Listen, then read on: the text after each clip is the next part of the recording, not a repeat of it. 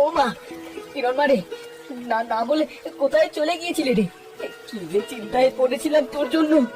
বাবাকে না বলে কোথায় গিয়েছিলি রে মা? বাবা, আমি রূপসীর সঙ্গে নদীতে ছিলাম, সে আমাকে রক্ষা করেছে। জানো বাবা, আমার না খুব মজা লেগেছে। রূপসী?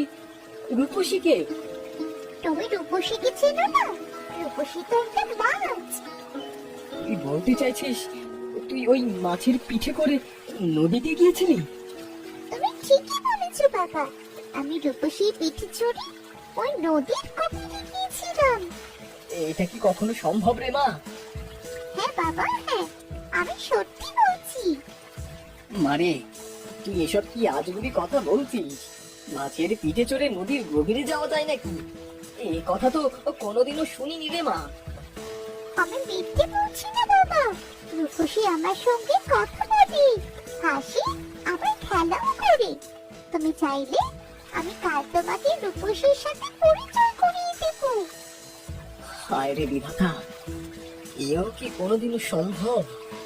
আমার মেয়েটা কি তবে পাগল হয়ে গেল?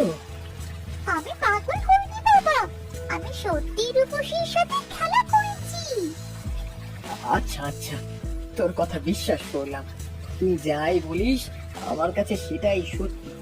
তবে খেয়াল রাখিস, নদীর ধারে এভাবে আর একা যাস না।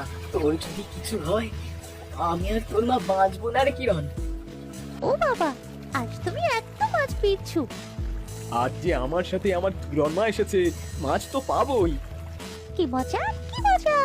তাহলে আমি রোজ তোমার সাথে আসবো, আর তুমি রোজ রোজ এতগুলো করে মাছ পাবে।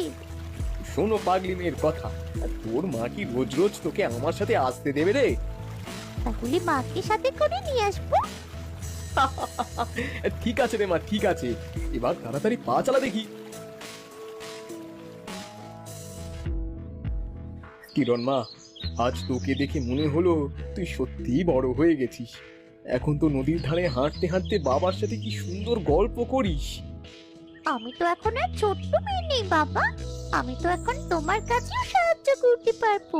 এই দেখো, আমি কত বড় হয়ে গেছি। সেটাই তো দেখছি রে মা, আর কদিন গেলে আমার কিরণ মা আমার সমান হয়ে যাবে।